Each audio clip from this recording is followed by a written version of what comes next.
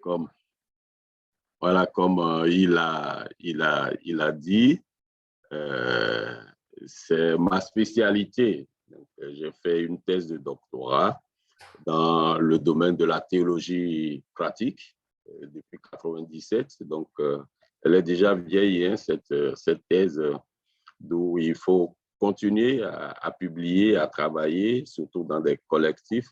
C'est ce qu'il a relevé un peu tout à l'heure. Et puis, l'Église du Maroc, voilà, c'est une église avec laquelle j'ai travaillé aussi, que ce soit de près ou de loin, surtout dans les questions de gouvernance, et puis maintenant dans le domaine de la formation directement. Je me réjouis d'être là encore une fois avec vous pour ce cours d'homilétique. J'ai envoyé le plan tout à l'heure. Je ne sais pas si vous arrivez à l'ouvrir. Oui, nous l'avons. Voilà, je peux faire de partage aussi d'écran. Merci au pasteur Girauve qui permet tout ça, qui a mis tout ça en place aussi. Donc, voilà voilà le plan que je vous propose. Il semble que nous aurons 3 sessions, hein, trois sessions de 3 heures, Oui. parfois un peu moins, on verra bien. Donc, pour les 3 sessions, j'imagine que pour cette première session, on va prendre les chapitres 1, 2 et 3. Et puis, pour la deuxième session, lundi prochain, peut-être chapitre 4, 5 et 6. Et puis, la dernière session, le chapitre 7 et 8. Donc, voilà ce que je vous propose, puisque ce que le pasteur Diouf m'a dit, c'est un peu la prédication, le prédicateur et son auditoire. C'est comme ça, c'est intitulé. Mais il nous faut voir qu'est-ce que c'est que la prédication, et puis après, quel est le but de la prédication et quelle est la situation de la prédication chrétienne aujourd'hui. Après, nous parlerons de la rédaction et de la mémorisation, l'actualisation de la prédication, le prédicateur et sa vie, l'auditoire. Et j'ai mis ce dernier chapitre-là, on verra si on peut l'aborder, la problématique des prédications évangéliques aujourd'hui en Afrique. Donc, ça va nous permettre de voir quelques formes. Normalement, on devrait avoir quelques exercices de prédication, peut-être 1 ou 2 tests sur lesquels vous allez travailler, mais voilà que notre public, on est 60. Je ne sais pas s'il y aura des volontaires pour travailler sur 1 ou 2 tests à partir d'un certain nombre de critères ou un certain nombre de codes que nous verrons. Là, tout de suite, j'avais envie de vous poser la question de savoir, mais qu'est-ce que c'est que la prédication? Qu'est-ce que c'est que prêcher selon vous? Ça nous permet de prendre un peu le pouls de notre rencontre. Là, je vais arrêter le partage d'écran et puis, voilà. Est-ce que, selon vous, qu'est-ce que c'est que la prédication? Je sais qu'il y a les pasteurs, hein, j'imagine qu'il y a pasteur et laïc, hein, pasteur Diouf, pasteur Giraud. Le public, je ne connais pas le public. Hein. Ah, d'accord, il y a pasteur et puis, mais en majorité, les laïcs, les responsables des commissions, ainsi de suite. C'est vraiment laïc et pasteur. Mais Laïc et plus de pasteur. laïcs, oui. Voilà, je préfère poser la question alors aux laïcs. Qu'est-ce que c'est que prêcher selon vous, la prédication? Peut-être quelques réactions. Hein. Vous savez comment on peut réagir pour demander la parole, hein, puisqu'on a, je crois, vous êtes habitués à cet instrument que nous utilisons partout maintenant, l'application Zoom, où en bas, vous avez les icônes pour lever la main. Voilà, donc c'est à vous de vous essayer à cela. Je vois Pamela. Je m'excuse d'appeler les noms comme ça, hein, c'est ce qui s'affiche Oui, à c'est ça. l'écran. Oui, c'est ça. Bonsoir à tous. Oui, bonsoir. Vous arrivez à m'entendre? On vous entend parfaitement. Ok, je remercie. C'est la sœur Pamela de Fès. Je vais répondre à la question que le pasteur Kiki a posée. Vous avez posé la question, c'est quoi prêcher? Oui, Premièrement, on peut dire que prêcher, c'est un art. Et aussi, prêcher, c'est annoncer la vie dans le livre de 1 Timothée, le chapitre 1, verset 1 à 2. Et aussi, on peut ajouter aussi, prêcher, c'est provoquer l'action du Saint-Esprit par les moyens de la parole de Dieu. Donc, dans le livre de Genèse. Donc, c'est ce que je peux ajouter. merci Pamela. Et puis, il y a Villanova qui dit que c'est parler d'une manière explicite de la parole de Dieu. Vous pouvez toujours envoyer par les chats, hein? On va lire, on va relayer. Est-ce qu'il y a quelqu'un d'autre? Qu'est-ce que c'est que prêcher?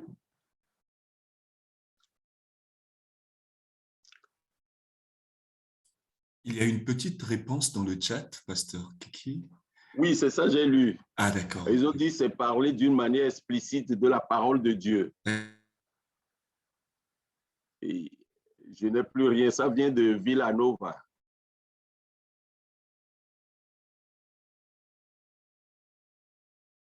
Expliquer l'écriture au peuple de Dieu, ça c'est Radia Boudal.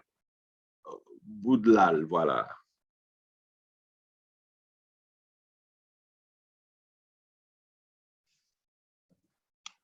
Est-ce qu'on a d'autres? D'accord. On va évoluer, hein. Je remercie ces personnes qui se sont jetées à l'eau tout à l'heure. Voilà, donc en dehors du plan, je vous propose une bibliographie pour approfondir, hein, la question pour vous qui allez devenir spécialiste de la question. C'est une bibliographie sommaire. Et puis, j'ai mis 2 ouvrages en gras là. Bon, vous avez bien sûr Karl Barth, La proclamation de l'Évangile. Bon, c'est un vieil ouvrage. Et puis vous avez Bonhoeffer, La parole de la prédication, qui date de 92. Bon, c'est un ouvrage qui fait référence, hein. Et vous avez Georges Casalis, La prédication, acte politique. Et vous savez que Georges Casalis a beaucoup travaillé sur la théologie de la libération, donc en Amérique latine. Donc, c'est surtout lui qui est l'un des pères fondateurs de la méthode dite inductive. Donc, voilà, qui part de l'objet au sujet. Et puis, vous avez ce collectif, la théologie pratique en milieu africain. Dans ce collectif, bien sûr, j'ai 2 articles là-dedans. C'est un ouvrage qui nous permet d'enseigner la théologie en Afrique. Donc, c'est des théologiens pratiques qui ont écrit ce volume-là. Et le professeur Timothée Bouba a écrit un article sur la prédication. Donc, ça date de 2002. Après, je laisse les autres. Le numéro 7, c'est Cradock, qui est prêché. Donc, encore quelques définitions là. Et puis, il y a le numéro 14, c'est un collectif sous la direction de Raphaël Picon, pardon, là de prêcher. Donc, j'ai cet ouvrage-là avec moi que je vous recommande. C'est Olivier Tan, c'est un collectif, donc ça peut aussi vous aider. Donc, voilà, vous avez le plan et vous avez tout ça. Ce que je voudrais dire d'entrée de jeu, c'est que la prédication de l'Évangile a occupé et occupe encore aujourd'hui une place importante dans la vie de l'Église, puisque, et je le dirai plus loin, l'Église est née de la parole et l'Église vit de la parole. Donc, l'Église est née de la prédication et l'Église vit de la prédication. Hein? Voilà, donc l'Église est née de la proclamation. Il n'existe que de cette proclamation qui constitue sa tâche essentielle. Donc, elle témoigne Dieu dans le monde en proclamant sa parole dont elle est née. Alors, vous savez, pour nous protestants, c'est la parole qui est au centre du culte. Si bien que pour les protestants que nous sommes, pour des gens, ce qui est important, selon certains, c'est la prédication. On vient au culte que pour la prédication. Ce que peut-être moi, comme théologien pratique, je dis oui, c'est un tout. Le culte, c'est un tout. Mais les protestants disent que c'est la parole qui est au centre.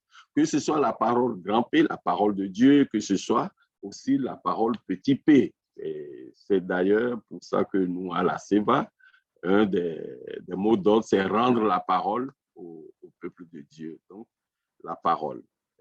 Ce n'est pas comme l'Église catholique où c'est l'Eucharistie qui est au centre, parce que sans Eucharistie, il n'y a pas de messe. Alors que pour nous, protestants, il faut que ce soit cette parole-là.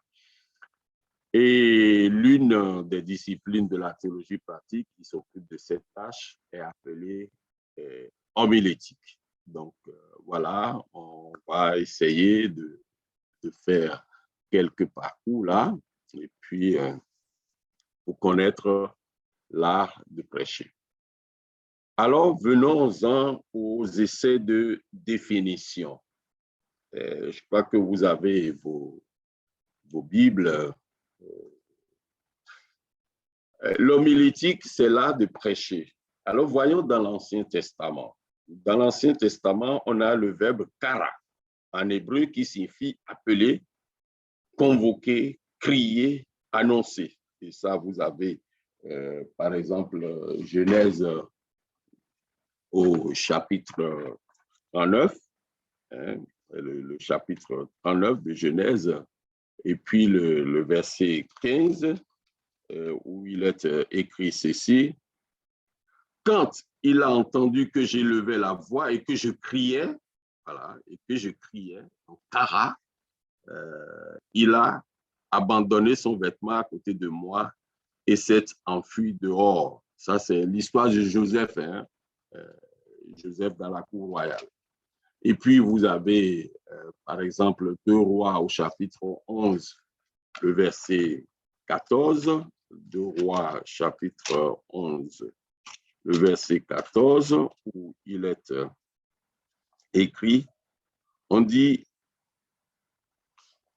voici que le roi se tenait sur l'estrade selon l'usage, les chefs et les trompettes étaient près de lui, tout le peuple du pays était dans la joie et l'on sonnait des cors. Voilà, on sonnait des cors. Donc, on criait, sonnait des cors. Donc, c'est faire une proclamation publique à l'adresse du peuple. On retrouve ça dans Exode, chapitre 32, le verset 5, dans le livre d'Exode, au chapitre 32, le verset 5. On dit, lorsque Aaron vit cela, il bâtit un autel devant lui et s'écria, demain il y aura fête en l'honneur de l'Éternel. Donc, une proclamation publique, un kara. D'où faire entendre, proclamer un message, se dit des prophètes chargés d'annoncer une parole de Dieu. La preuve, c'est qu'on appelait les prophètes la bouche de Dieu. Et puis, le Nouveau Testament connaît plusieurs concepts pour le verbe prêcher. Voilà, j'ai mis quelques verbes là. On trouve par exemple les verbes grecs. Vous avez Par exemple, vous avez Kerusein, qui signifie annoncer, proclamer, prêcher.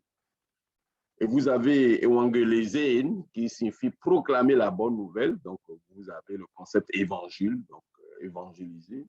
Et vous avez Didaskein, qui signifie enseigner, Maturein, qui signifie témoigner, et Presbyterein, qui veut dire être envoyé, être ambassadeur. Donc, il y a ces concepts de annoncer, proclamer la bonne nouvelle, enseigner, témoignage et témoigner, être envoyé. Donc, on verra tout ça un peu plus tard. Alors, le verbe grec, homilein, ne signifie pas dans le Nouveau Testament prêcher publiquement, mais se parler en toute confiance, s'entretenir de quelque chose. Et ça, c'est ce qu'on retrouve avec les disciples sur le chemin d'Emmaüs. C'est peut-être qu'il faut lire, parce que là, ils se prêchaient, ils parlaient, ils s'entretenaient de quelque chose dans l'Évangile selon Luc, au chapitre 24, les versets 14 et 15. On dit, ça c'est les disciples, hein, c'est l'épisode des disciples sur le chemin d'Emmaüs. On dit, ils s'entretenaient de tout ce qui s'était passé. Pendant qu'ils s'entretenaient et discutaient, Jésus s'approcha et fit route avec eux. Donc, s'entretenir. Et c'est au XIIe siècle que ce verbe deviendra le concept désignant la science de la prédication. Alors, il faut dire que le protestantisme accorde à la prédication une importance décisive depuis la réforme du XVIe siècle. D'où, comme je l'ai dit tantôt, c'est la formule « aller au sermon ». Il y a des gens qui disaient, on ne parlait pas d'aller au culte, mais on dit je vais au sermon. Donc, pour montrer l'importance de la parole. Et ça va permettre de faire connaître Christ. Voilà, c'est le but. On verra ça plus tard. Donc, faire connaître la vérité de Christ, l'amour créateur et inconditionnel de Dieu pour l'humanité.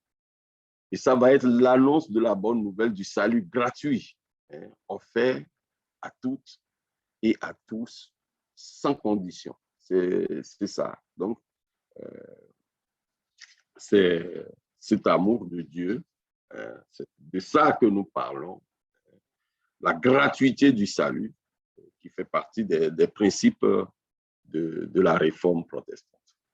Donc, on pourrait dire que prêcher, c'est apprendre à écouter, à discerner, à imaginer tout ce qui de Dieu ou de l'humain peut être découvert et porté au langage. Et quelqu'un l'a dit tout à l'heure que prêcher, c'est un art. Prêcher, c'est un art. Et ça, on tient ça de Schleiermacher. Pourquoi lui, Schleiermacher, il dit que prêcher, c'est un art? Parce que pour lui, pour Schleiermacher, la prédication va convoquer ce qu'on appelle la sensibilité du prédicateur, son imagination, sa culture, son intelligence. C'est important pour le prédicateur. Et c'est pour cela que Schleiermacher dit que c'est un art. Un art. On va voir quelle est l'imagination du prédicateur, sa culture, son intelligence. Donc, c'est un mix, à chaque fois renouvelé, de travail et de don. C'est ça, il y a le travail, il y a le don, il y a en même temps la rigueur et l'audace du prédicateur. Il y a un travail de mémoire et d'inventivité qu'il faut faire. Parce que mémoire, on va se référer au texte biblique, à l'histoire biblique. Et après, comment on fait appel à son inventivité, à son génie créateur. Mais prêcher, c'est aussi toucher au plus intime de l'être humain, à nous raconter, à nous transformer par rapport à nous-mêmes, et c'est important. On parlera de ça dans la vie du prédicateur. Parce que quand vous prêchez aux autres, vous prêchez d'abord à vous-même. Le prédicateur n'est pas hors du message. Donc, il prêche à lui-même. Donc, on touche au plus intime de l'être, hein, la transformation de soi-même, la transformation par rapport à Dieu et la transformation par rapport aux autres. Vous voyez ce triangle-là. Donc, nous-mêmes, Dieu et les autres. C'est important. Il y a bien sûr la verticalité et il y a aussi l'horizontalité. Donc, en gros, je dis que la prédication est la proclamation de la bonne nouvelle. Une parole bonne, c'est-à-dire une parole libératrice, stimulante et encourageante, une parole neuve, c'est-à-dire contemporaine, vivante, qui nous concerne de près. Au sens large, on n'entend pas prédication, tout acte verbal ou gestuel tendant à communiquer, voire proclamer la bonne nouvelle. Et je peux dire que la prédication ne saurait être l'objet d'une définition unique, pas plus qu'elle ne saurait être limitée à une seule forme ou être le monopole d'un seul. Et ça, c'est ce que Raphaël Picon dit à la page 13 de cet ouvrage. Donc, on peut dire qu'il y a une pluralité de formes, de tons et de contenus, pluralité qui fait signe de la liberté de Dieu de se raconter où, quand et où il veut et comme il veut. Alors, dans la liturgie, dans la pratique liturgique et missionnaire des églises protestantes, le thème prédication désigne le discours public habituellement réservé aux pasteurs ou aux prédicateurs. En tradition protestante, la prédication consiste en une lecture actualisée d'un passage biblique. Voilà, ça c'est ce que je peux dire par rapport à ce premier chapitre avant d'aller sur le but de la prédication, c'est-à-dire pourquoi prêcher. Et je vous laisse la parole si vous avez éventuellement des questions avant de continuer.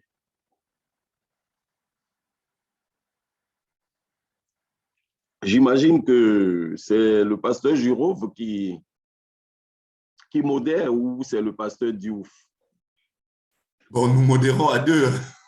D'accord. Ok, ça marche. Est-ce que c'est clair ce que je venais de dire? Vous savez, en distanciel, c'est toujours compliqué. Hein? Là, vous êtes que des consommateurs, là. Alors que si c'était en présentiel, voilà, on aurait eu ce jeu d'échange.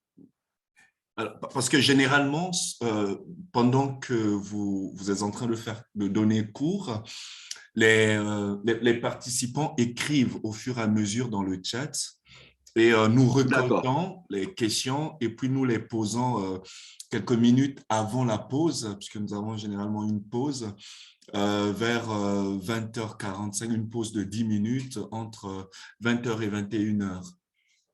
D'accord, ok. Donc, ça veut dire que je peux continuer. Oui, et moi, je recolterai ou le pasteur Diouf recoltera les questions. Nous vous les poserons juste avant la pause. D'accord. J'espère que vous arrivez à voir les questions parce que quand je mets le mot de partage, j'espère que vous arrivez à voir les questions. Oui, effectivement, j'arrive à voir des questions. D'accord. Non, il n'y a pas de doute. La locution est claire, le ton est bon et nous recevons grandement. Merci. D'accord. Merci. Voilà, on va continuer. Effectivement, il nous fallait des pauses, hein, parce que quand on est devant l'écran, ce n'est pas aussi facile. Donc, on va continuer.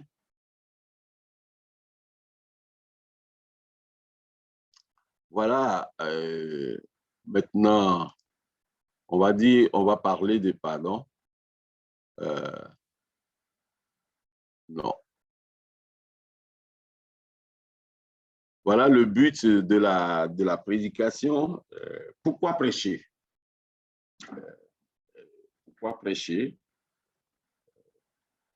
D'abord, il faut dire que la prédication, c'est un enseignement. On l'a vu dans les définitions tout à l'heure, hein, c'est enseigner, didaskein, comme je l'avais dit. La prédication est un enseignement. Et elle fait partie de ce que nous appelons la catéchèse. Les prédications de l'époque classique, c'est-à-dire 16e et 17e siècle, ressemblaient souvent à des cours d'exégèse à l'usage du peuple. Et Calvin compare dans ce sens-là l'Église à une école. Et Calvin va exiger qu'il y ait ce qu'il appelle la fidélité scripturaire de la prédication, sa conformité à la Bible. Donc, vous voyez, je n'ai pas voulu parler de faire un survol de la prédication avec vous, mais il faut retenir qu'au XVIe siècle, avec les réformateurs, hein, que ce soit Calvin, que ce soit Luther, ou que ce soit Zwingli et les autres, donc surtout Calvin, donc la prédication, c'est un enseignement. Donc, pour lui, l'Église, c'est une école. Et il faut cette fidélité-là. Après, pourquoi on prêche? Parce que la prédication a un but. Donc, c'est une interpellation.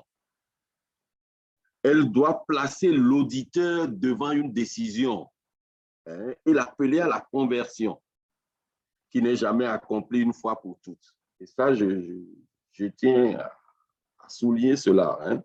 La conversion n'est jamais accomplie une fois pour toutes. Hein. C'est qu'il faut toujours recommencer et vivre. Alors, cette interpellation-là va placer chaque fois l'auditeur ou l'auditrice devant une décision, et c'est un appel à la conversion. Donc, elle tente à faire retentir l'appel de Jésus. Toi, suis-moi, avec une clarté et une force telle qu'on ne puisse se dérober et qu'on soit obligé de prendre parti. Et cette réponse domine dans les milieux que je qualifie de revivalistes.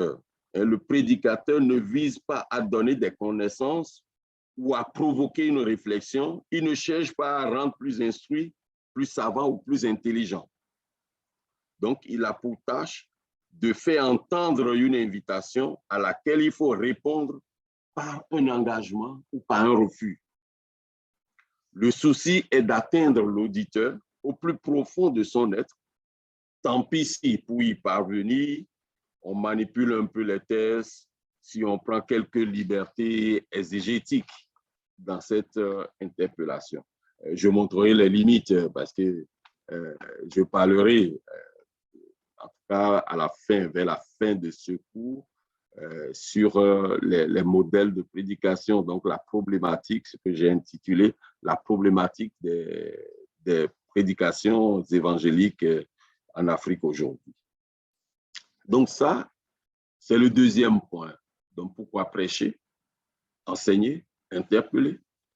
Et puis, la prédication a pour visée première d'appliquer, voire d'adapter le message biblique aux situations que nous vivons. C'est important, hein, adapter le message biblique aux situations que nous vivons. Donc, c'est ce que, dans notre jargon, on appelle la contextualisation de la prédication. parce que bon, vous allez déchiffrer le texte biblique, vous allez faire l'exégèse, vous allez faire une analyse. Mais que dit le texte biblique pour moi aujourd'hui?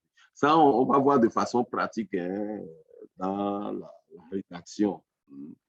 Parce qu'il y a quelques critères, il y a quelques questions qu'on se pose pour faire de la prédication.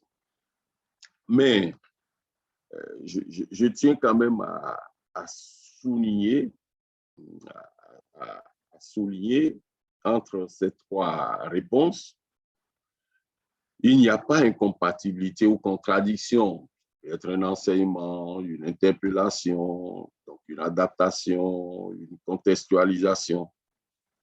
On rêve d'une prédication qui réunit ces trois registres qui à la fois apporterait un enseignement, je dirais, solide, interpellerait avec force et actualiserait de manière pertinente le message de l'Évangile. Donc, le fait de privilégier un des aspects aboutit à des types ou à des styles très différents de prédication.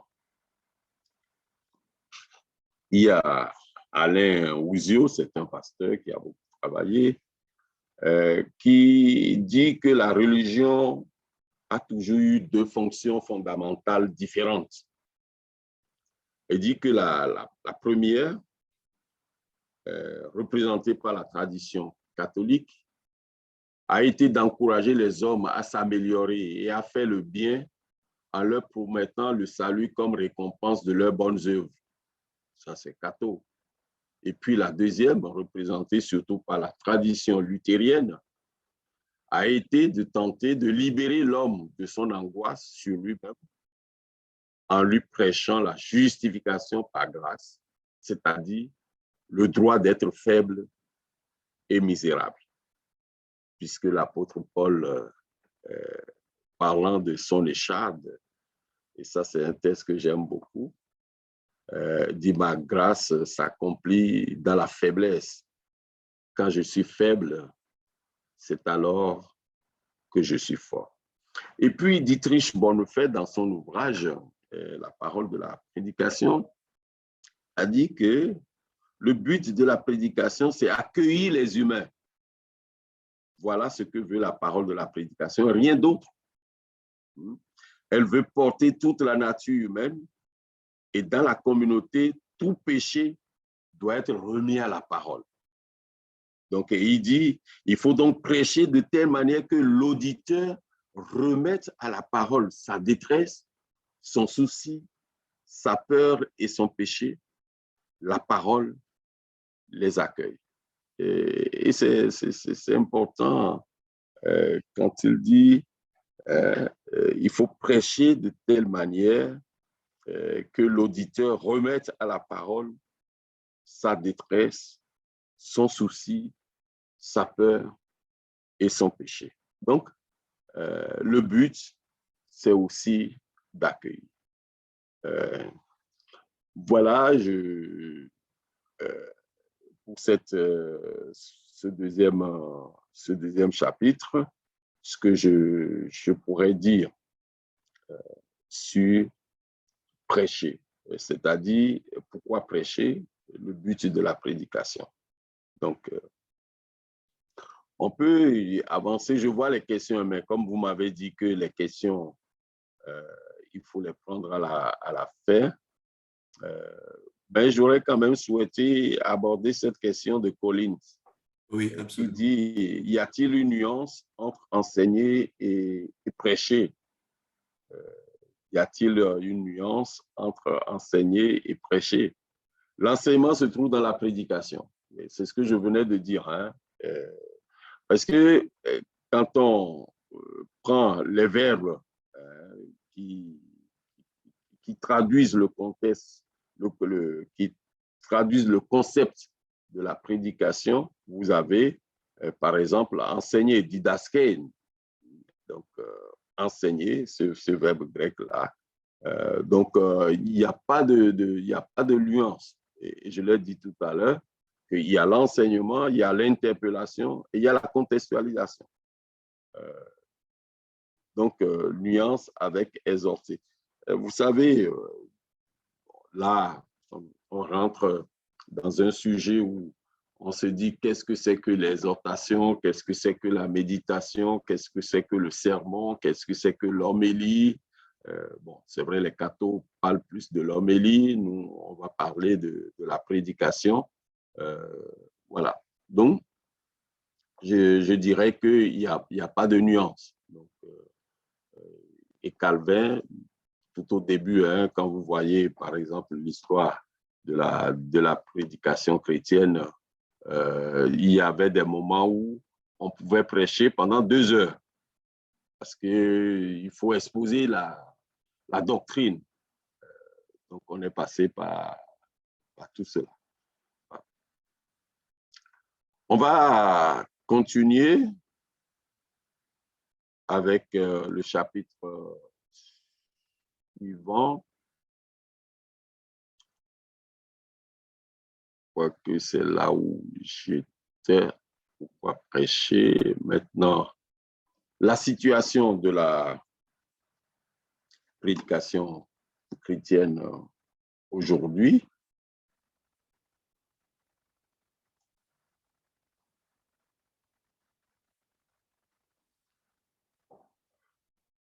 Il faut dire, c'est des postulats, que toute prédication est naturellement commandée par des certitudes dogmatiques et théologiques. C'est-à-dire, quand vous prêchez, il y a des certitudes dogmatiques. On ne prêche pas en l'air. Donc, c'est à partir de cette certitude dogmatique et théologique. La prédication est le commencement et le but de tout travail théologique. Et il n'y a pas de parole de Dieu qui ne soit langage des humains. Et c'est là où c'est intéressant. Quand le prédicateur parle, Dieu utilise ce langage humain. Mais parfois, la question qu'on se pose, et ça c'est le jargon, c'est le monde des théologiens, hein, parole de Dieu et parole humaine. Quand est-ce que ma parole devient parole de Dieu? Est-ce que dans ma parole, c'est Dieu qui parle? Alors, quel est le langage humain qui est la réalité ou le reflet de la parole de Dieu? Donc, voilà, Dieu va utiliser le langage humain pour nous parler. Alors, notre préoccupation aujourd'hui est de rechercher comment arriver à établir un rapport entre proclamation, voilà, enseignement, évangélisation et témoignage dans la juste prédication. C'est-à-dire comment faire pour que la parole de Dieu rejoigne la vie de l'être humain pour la pénétrer, l'interpeller et la questionner. Comment faire pour que la parole de Dieu rejoigne la vie de l'être humain pour la pénétrer, l'interpeller et la questionner. Car dans la prédication, c'est Dieu lui-même qui parle. C'est Dieu lui-même qui enseigne et c'est Dieu lui-même qui se révèle à son peuple. Alors, ici, je vais aborder 3 points, à savoir la place de la prédication, le langage de la prédication et la finalité de la prédication. La place, le langage et puis la finalité.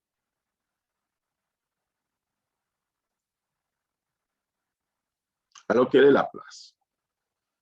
Je l'ai dit tout au début, hein, l'Église est née de la proclamation et n'existe que de cette proclamation qui constitue sa tâche essentielle. Et le prédicateur prêche parce que l'Église existe.